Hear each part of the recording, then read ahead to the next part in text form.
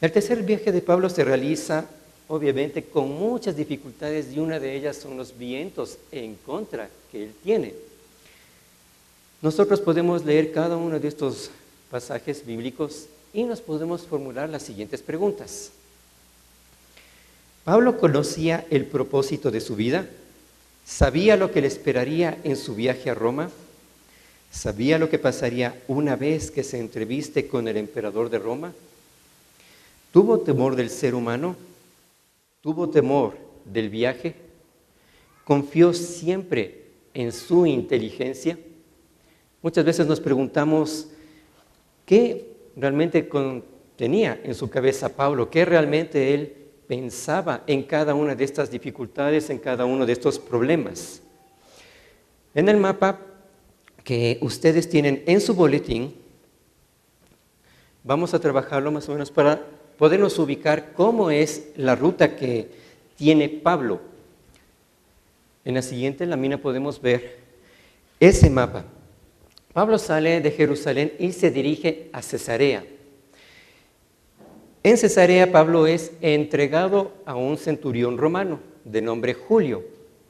Recordemos que el nombre centurión se debe a que él estaba al mando de un grupo de soldados de no más de 100. El mínimo de soldados que un centurión manejaba era 80. Entonces, el viaje que realiza Pablo lo hace con 100 soldados más el centurión. Obviamente, Cesarea es una ciudad que fue construida por Herodes el Grande, más o menos por el año 25 al 13 a.C., y es nombrado Cesarea en honor al César. Obviamente, Herodes lo hace así para congraciarse con el imperio romano y mantenerse en el poder. Pero también Cesarea es el lugar donde se empieza a gestar lo que vendría a ser la primera revuelta judía, que es en el año 66 después de Cristo, y termina en el 70 con la destrucción del templo por parte del general Tito, que es hijo del emperador Vespasiano. Entonces, ese era Cesarea, ese es el lugar donde Pablo llega para empezar su viaje a Roma. Ahora, ¿cómo ustedes se sentirían si van a ingresar a un barco para un crucero o suben a un avión y se enteran que parte de sus compañeros o de los pasajeros son criminales convictos? Personas que son prácticamente juzgadas y que solamente se dirigen a su lugar para recibir su última condena. ¿Serían felices si ustedes dijeran, ¡yujú! Voy a salir con ellos, ellos van a ser mis compañeros, aleluya? ¿Ustedes dirían eso? Realmente se pondrían a pensar, ¿será que tengo que subirme a ese avión? ¿Será que me voy en ese crucero? Pues bien, esos eran los compañeros que tuvo Pablo. Eran convictos, sentenciados por Roma, que se dirigían hacia la ciudad principal con el fin de entretener al público en lo que se conoce como las fiestas romanas. Esto posteriormente nosotros podemos verlo de mejor manera cuando se construye el Coliseo, que más o menos es en el año 70 al año 80. Estas fiestas romanas, más o menos para darles una idea, comenzaban en la mañana en donde se hacían diferentes tipos de batallas, incluso se hacían batallas navales para que la gente pudiera comprender cómo son las batallas, cómo es el ejército de Roma. Eso se hacía durante la mañana. Ya en la tarde, más o menos a partir podríamos decir de la 1 a 4 de la tarde, se hacían todo lo que tenía que ver con las peleas de los gladiadores. Y pasadas las 4 de la tarde es donde ellos realmente comenzaban con todo lo que se podría decir la fiesta de la sangre. ¿Qué significa eso? Prácticamente ya todos los condenados eran crucificados o eran colocados en la arena para enfrentarse contra los animales. Esto hicieron con los cristianos, a tal punto que el emperador Nerón, él decía, la ciudad de Roma está muy oscura, hay que ponerle luz. ¿Y cuál fue la idea? Coger a todos los cristianos, crucificarlos, ponerlos a lo largo de todas las calles principales de Roma y encenderlos, prenderlos vivos. Los convirtió en antorchas humanas, aún con vida. Entonces no es que esperó a que muriera, sino lo hizo mientras ellos estaban vivos.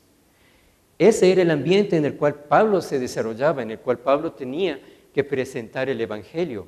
No era un ambiente sencillo, no era un ambiente en el que uno podía decir, no, es tranquilo, no hay problema, lo puedo predicar sin ningún riesgo. Prácticamente cada cristiano, en este caso Pablo, él no sabía cuándo iba a ser su último momento. Pero sin embargo, él siguió adelante, él siguió predicando el Evangelio de Cristo. Entonces, Pablo comienza el viaje y lo hace con vientos en contra. Prácticamente se dirige hacia la ciudad de Sidón. Sidón podemos nosotros ver que es una bahía doble y aprovecha Pablo la oportunidad dada por el centurión que él le permite ir y visitar a sus amigos que se encontraban en esta ciudad. Ahora, lo interesante es que Pablo sale de Cesarea a Sidón en una barca y después el relato nos cuenta que cambia a otra embarcación. Esas embarcaciones eran mucho más grandes, eran las más rápidas de la época y más o menos podrá darnos una idea, de Egipto a Roma tomaba de 50 días como mínimo a 2 meses en tiempos que realmente eran favorables para la navegación. El gran detalle aquí es que ellos empiezan a navegar con todo el viento en contra, con todas las circunstancias en contra.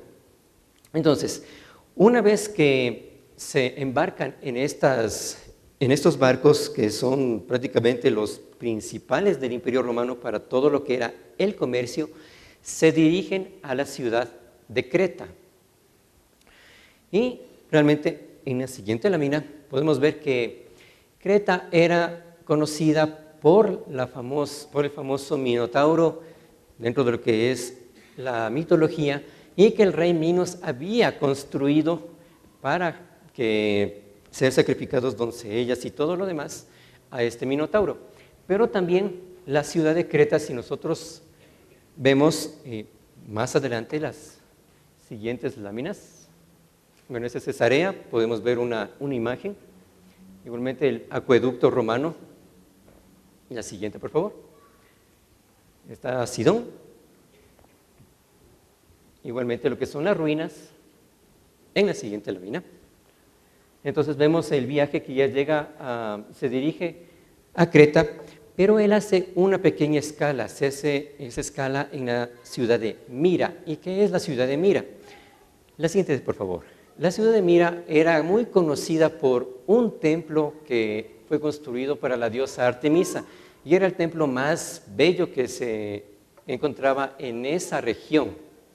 Pero también la ciudad de Mira es uno de los puertos principales de llegada para enrumbarse ya directamente a lo que es Roma. En la siguiente lámina, por favor, tenemos ya lo que es Creta. Según Tito, que vemos aquí, 1:5, vemos que Pablo deja encargado a Tito todo lo que tiene que ver con el desenvolvimiento de la iglesia en Creta. ¿Qué pasa en este lugar? Para los griegos y para los romanos era muy importante hacer una ofrenda a los dioses. Ellos siempre hacían una ofrenda no solamente al dios en la ciudad donde ellos vivían, sino al dios en la ciudad donde se encontraban, con el fin de tener la bendición de poder tener un viaje normal, un viaje sin problemas. Obviamente eso es lo que hacen los romanos. Empiezan a trabajar todo ese tipo de ofrendas. Pero Pablo aquí en la ciudad de Creta ya les dice, aquí en la región de Creta ya les dice, ok, les cuento una cosa, el viaje que vamos a realizar no va a ser bueno. Hagamos una cosa, quedémonos aquí, esperemos a que pase el invierno y nos vamos. Pero obviamente el centurión no le hizo caso. No le hizo caso a Pablo en primer lugar, porque él se encontraba encadenado. Y para los romanos, sin importar la situación de Pablo, él era un prisionero, él era un criminal. Entonces, obviamente, no lo iban a escuchar. En segundo lugar, generalmente los romanos, cuando venía una persona con se podría decir, el poder de la adivinación, tenía que hacer un montón de técnicas y de ritos delante de todos para ser escuchado. Cuando Pablo viene y les dice el pronóstico que no va a ser bueno, lo hace sin ningún tipo de técnica. ¿Qué técnica esperaban los romanos? En primer lugar, podría ser coger un animal, partirlo por la mitad y empezar a ver lo que es las entrañas. Y de acuerdo a lo que ellos veían en las entrañas, hacían su adivinación. También veían cómo era el vuelo de las aves, que era otra señal en la que ellos podían adivinar. Pero Pablo no utiliza ninguna de estas. Y obviamente para los romanos, Pablo era un charlatán. Alguien que solamente quería poner un poquito de miedo porque quería quedarse en buenos puertos, en Creta. No es escuchado y el centurión decide escuchar al capitán, que posiblemente era el dueño del barco. Decide escucharlo porque obviamente el capitán tiene mucho más conocimiento de todo lo que es el viaje náutico.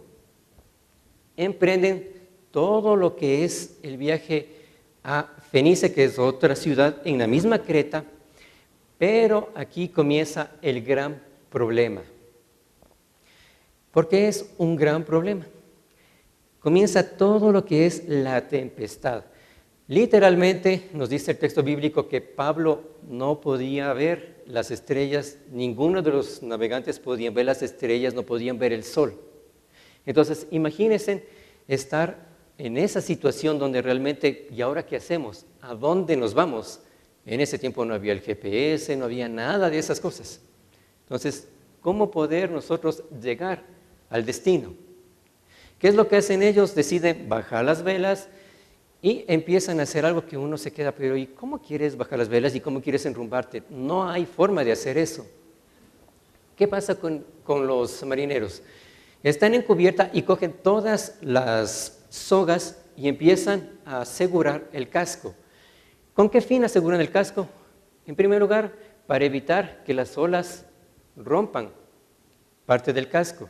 Y en segundo lugar, era por todo el peso que estaba en cubierta por la tripulación y la carga, también evitar que ésta se abriera. Entonces, hacen todo esto y dicen, ok, ahora sí, que nos lleve la tormenta donde tenga que llevarnos. Pero hacen algo interesante. Van hacia la parte trasera del barco y lanzan pesas. Y esas pesas servían como freno para todo lo que estaba viviendo la tripulación. Entonces, obviamente, eso servía para que no, si es que iban a darse contra una peña, que no sea el golpe tan fuerte, sino poder frenar de alguna manera la situación. Entonces, aquí es donde viene otro pensamiento que tenían los romanos de esa época. Ellos decían, ¿y ahora cómo podemos hacer para ofrendar a los dioses del mar y a los dioses de la muerte? No ofrendamos eso al principio, porque ya lo hicimos a los otros dioses.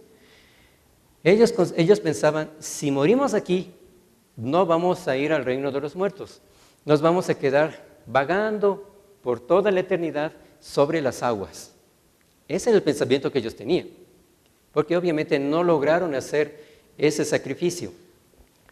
Y también ellos consideraban que los dioses eran geográficos. Si ustedes recuerdan que Daniel, cuando él estaba en Babilonia, abría las puertas y se dirigía hacia Babilonia, hacia Jerusalén. Las oraciones que Daniel hacía hacia Jerusalén era por ese concepto que tenía Daniel, de que Dios estaba en Jerusalén y él se quedó allí. Ese era el pensamiento de esa época. Aquí es lo más hermoso de todo, porque Dios empieza a obrar a través de Pablo. Pablo se dirige porque todas las personas ya perdieron la esperanza, todos estaban asustados e incluso empezaron a pensar que ya no iban a salir vivos de esta marea, de todo lo que vendría a ser la gran tormenta que ellos estaban viviendo. Entonces, Pablo se acerca a cada uno de ellos y les dice, ok, mis queridos amigos, Dios envió un ángel para decirme que ninguno de ustedes va a morir. Ninguno de ustedes va a morir, solo se va a perder la nave. nada más. Así que estemos tranquilos, porque Dios así lo dijo y yo creo en lo que Dios dice. Los amigos entonces empiezan a escuchar a Pablo porque dentro de la concepción de ellos, alguien que tiene un mensaje de Dios se acerca con tranquilidad. Obviamente es porque realmente es así. Imagínense si Pablo hubiese llegado pero todo tembloroso, todo con miedo, sollozando, y ay, mis amigos, tranquilos, por favor, no va a pasar nada. ¿Ustedes creen que van a estar tranquilos ellos y que van a creer en lo que dice Pablo? Realmente no. ¿O ustedes piensan que Pablo estaba con las piernas que le temblaban mientras estaba viniendo las mareas, mientras golpeaban las olas? ¿Piensan que Pablo estaba cogido de una parte del barco y, ay, mamita, ahora sí marqué calavera? ¿Piensan que Pablo estaba así? No, Pablo estaba de rodillas. Pablo estaba orando al Señor. En ese momento de crisis, en ese momento de dificultades. ¿Por qué sabemos que Pablo estaba de rodillas? Si Pablo no hubiese estado orando, ¿ustedes piensan que Dios hubiese mandado el ángel para dar el mensaje a Pablo? No. Pablo estaba de rodillas y Pablo no estaba intercediendo por su vida. Pablo estaba intercediendo por la vida de los demás, porque Pablo sabía muy bien que el propósito que tenía Dios en su vida se iba a cumplir. Pero él pedía por los demás para que conocieran al Dios verdadero. Entonces se levanta Pablo y empieza él a dar este mensaje a sus compañeros, a sus amigos. Pero aparte de eso vemos que Pablo realmente es tremendo. Porque él dice, ok, ninguno de ustedes ha comido en tiempos. Ahora comamos. Obviamente imagínense el barco en movimiento y todo lo demás. Por supuesto generaba mareos en la persona. Y por más cuisito, por más hornado que nos pongan, fritada que esté ahí, vamos a comer cuando estamos con mareo. Y peor aún, en ese movimiento del barco, imposible. Pero Pablo les pone tal confianza que todos empiezan a comer. Y Pablo utiliza la figura judía para lo que es el entregar el pan. Coge el pan, lo parte, da gracias a Dios y les da a sus compañeros. Y Pablo aquí, una vez más con esta acción, rompe el esquema de los romanos. Para los romanos habían dioses que se dedicaban a todo lo que son las cosechas, a todo lo que es el ganado. Había otro Dios que se encargaba de, como ya les dije, de la muerte y de todo eso. Pero Pablo les está enseñando que Dios, el Dios al que él ora, el Dios en el que él confía, es Dios de vivos, es Dios de muertos, es Dios del mar, es Dios de las cosechas. Es el verdadero y único Dios en el que ellos pueden confiar. Entonces imagínense todo lo que estaba viviendo este pueblo. En este caso, el pueblo de Roma, los romanos y todas aquellas personas que se encontraban en esta embarcación. Estamos viendo aquí una imagen de lo que es la Creta. Si podemos seguir en la siguiente, por favor. La siguiente. Esa es la isla de Malta que dejó Pablo, que dejaron todos ellos para tratar de encontrarse en un lugar mejor. Ahora, ¿por qué ellos deciden irse en contra de este tiempo? Generalmente, la época peligrosa de navegación es más o menos del 10 de noviembre al 10 de marzo. Ahí es donde se cierra todo tipo de navegación en esa época. Pero, si ustedes han visto o han ido a estos deportes extremos en el cual uno quiere saltar de un puente y todo lo demás, hay una hojita que le dicen, ok, firma acá, si te pasa algo, no es nuestra responsabilidad. Pues eso mismo sucedió en esa época.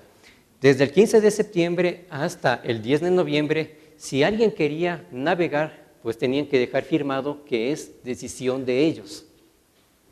Entonces, Pablo nos da una pista cuando él dice que ya se había acabado las fiestas del ayuno. Eso significa el Yom Kippur. Es el día de la expiación y eso es más o menos finales de septiembre, inicios de octubre. Entonces, imagínense en qué época viajan. Realmente era algo fuera de la cabeza. Entonces, hacen todo este viaje, y siguiente lámina, por favor.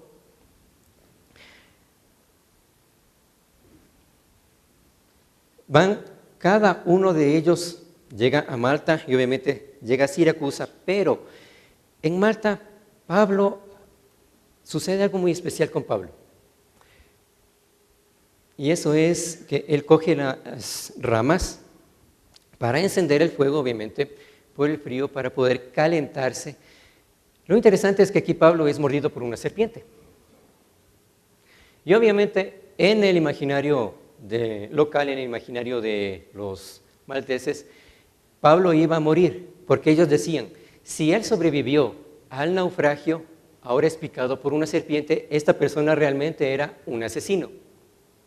En el pensamiento romano, cuando una persona sobrevivía a un naufragio, eso era utilizado en el tribunal para demostrar su inocencia.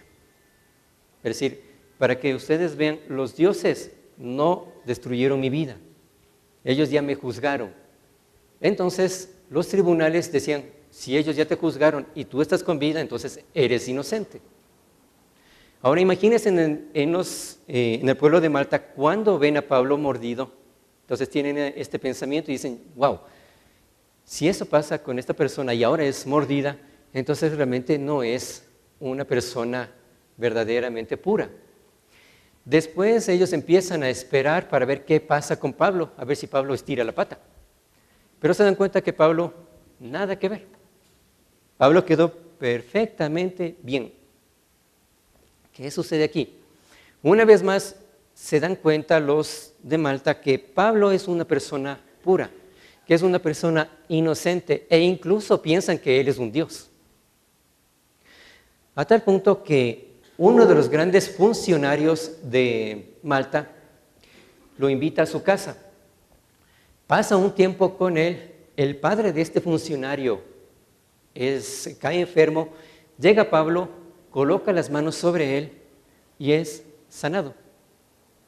Llega toda esta noticia y empieza a esparcirse por toda Malta. Llegan las personas con todos sus enfermos, llegan las personas con todas sus necesidades para recibir una oración de Pablo. Una vez que pasa esto, vemos que Pablo se queda 3 meses en la isla de Malta. Pero realmente ustedes piensan que Pablo en esos 3 meses se lanzó a tomar el sol, se puso sobre una hamaca, cogió un coctelito de esos que tienen los paraguas y dijo, qué lindo que es de estar aquí. Pablo no hizo eso.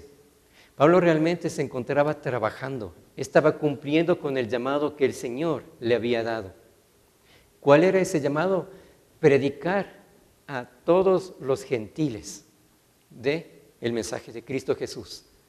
Pablo se encontraba trabajando día a día, momento a momento. Él jamás descansó. Siempre tenía en su mente su llamado y tenía en su mente el propósito por el cual Dios lo había escogido. Entonces, una vez que ya el tiempo es mucho mejor, se van a la ciudad de Siracusa. Una vez más vemos que esta ciudad es consagrada a una diosa que se conoce como la diosa Artemisa. Y aquí un dato interesante es que nació Arquímedes e igualmente murió en esta ciudad.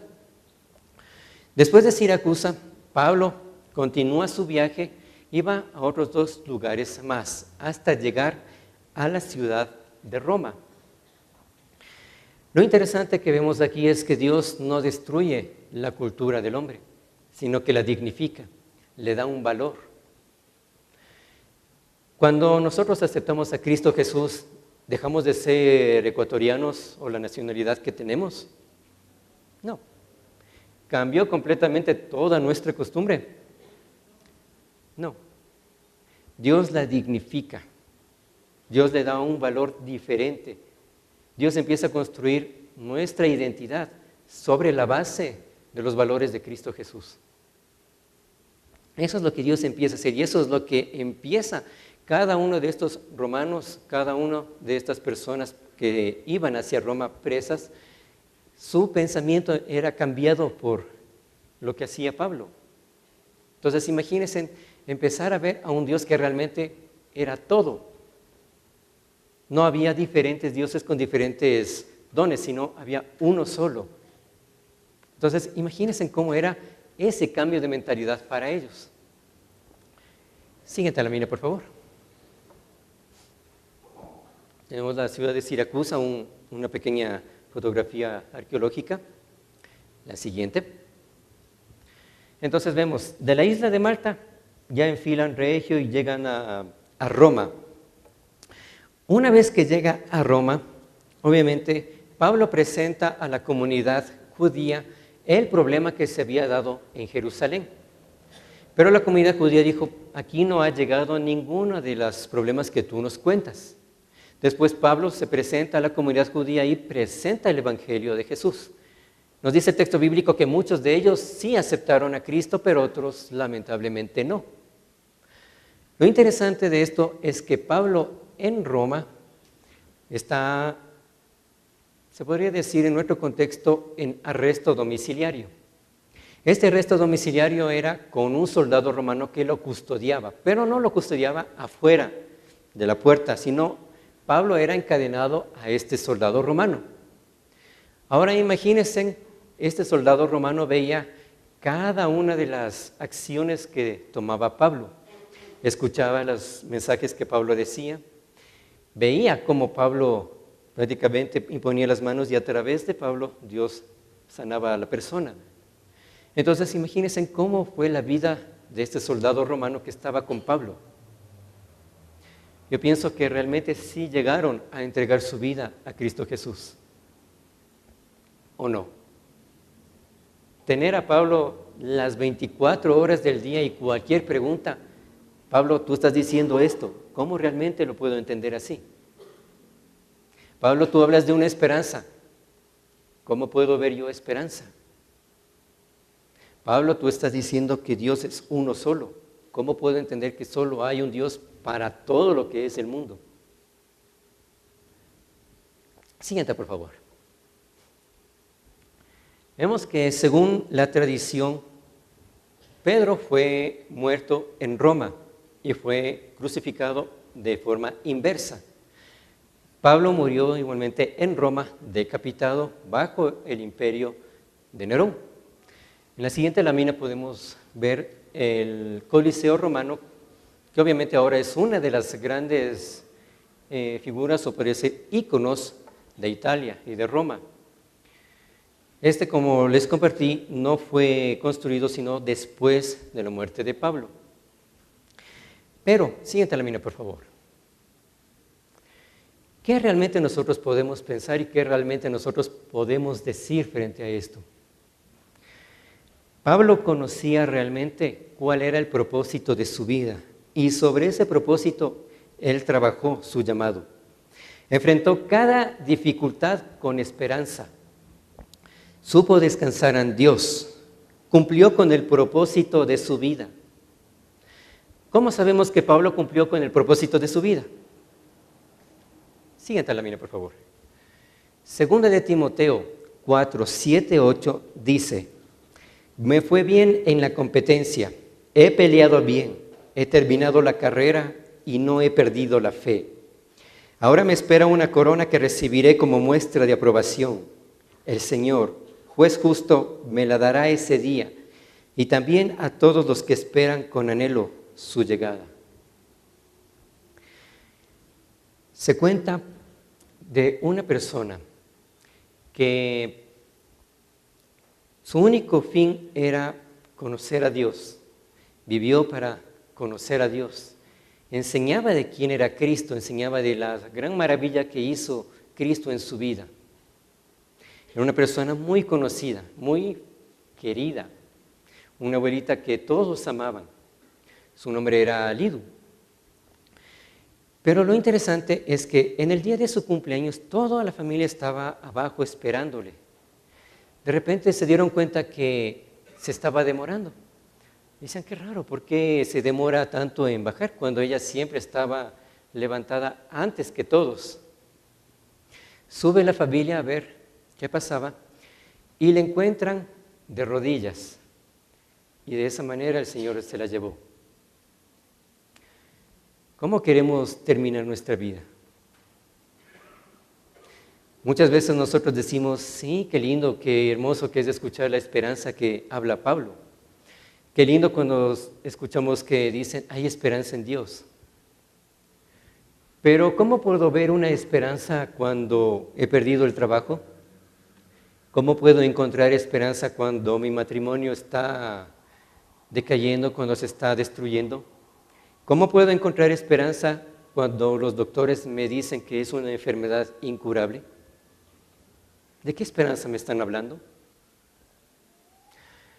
Permítanme decirles que la esperanza nace de una vida de oración. La esperanza que tenía Pablo era producto de esa comunión que tenía con Dios.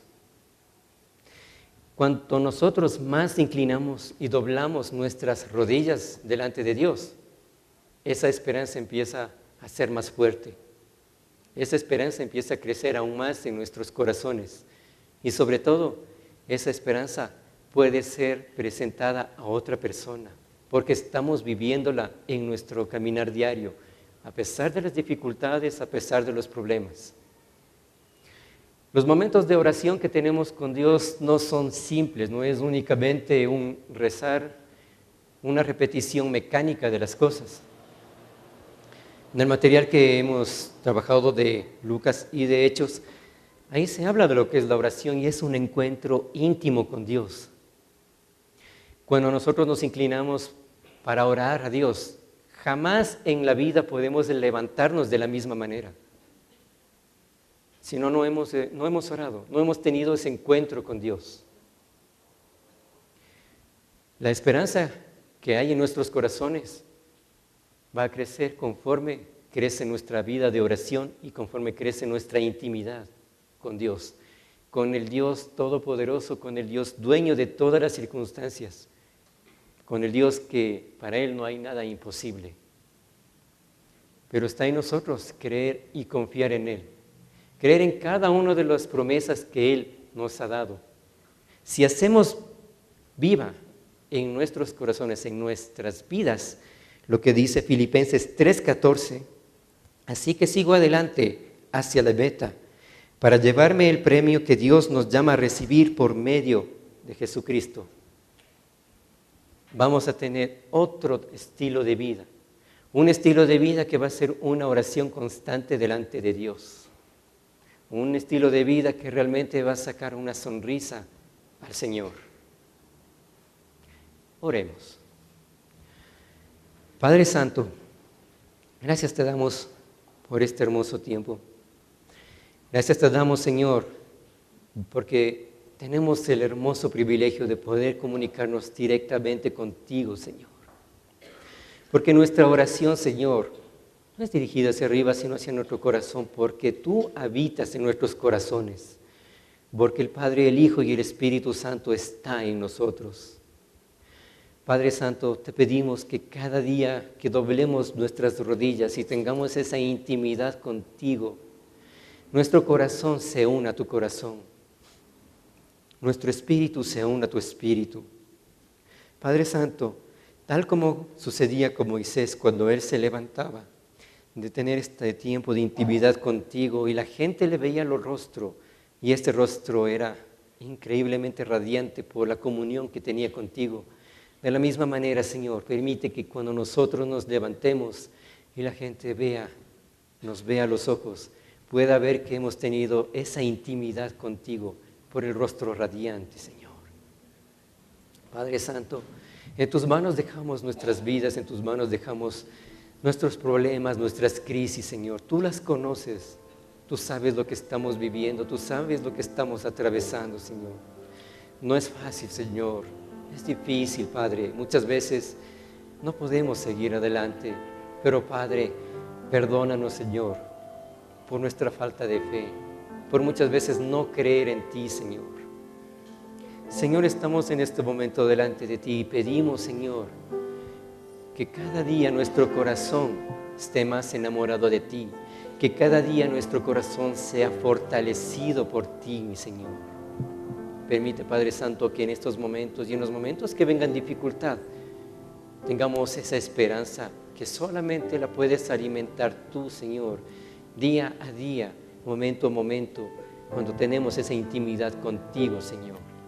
Permite que podamos vivirla de tal manera que la gente pueda darse cuenta que sí hay un Dios de esperanza, que sí hay un Dios que hace milagros, que sí hay un Dios que es Dios en nuestras vidas. Padre amado, una vez más te damos las gracias por habernos escogido como hijas e hijos tuyos, mi Señor. Te pedimos, mi Dios, que podamos cumplir nuestro llamado, que podamos cumplir con nuestro propósito, como Pablo lo cumplió con su llamado de predicar tu evangelio, Señor, y cumplió con el propósito de estar ante el César y testificar delante de él. Padre Santo, permite que nosotros también podamos cumplir de la misma manera el propósito que tú tienes en nuestras vidas, mi Dios. Que podamos decir al final de nuestra vida: hemos peleado la buena batalla, hemos corrido la carrera y jamás ha desfallecido nuestra fe. Padre Santo, una vez más, estamos con un corazón rendido delante de ti, humillado delante de ti. Dejamos nuestras vidas, nuestras familias, nuestro trabajo, todo en tus manos, porque sabemos que cuando tú tomas control de cada una de estas áreas, todo nos ayuda para bien. Todo sale bien porque tú eres quien está al frente, mi Dios.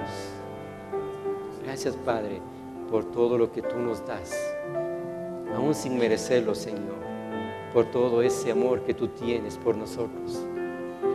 Gracias, mi Dios, por la obra de tu Hijo Jesús. Gracias, Señor, por tu Espíritu Santo que siempre está guiando nuestras vidas. Padre Santo, perdónanos cualquier dificultad, cualquier problema que hayamos tenido y hayamos dudado de ti, cualquier pecado que hayamos cometido. Dejamos, Señor, en tus manos y límpianos, Señor. Haznos más blancos que la nieve. Purifícanos, Padre Santo, nuestra cabeza, nuestros pensamientos, nuestra boca, nuestras manos, nuestros pies, todo, mi Señor, porque queremos ser una alabanza viva de tu nombre. En el nombre de Cristo Jesús te lo pedimos. Amén.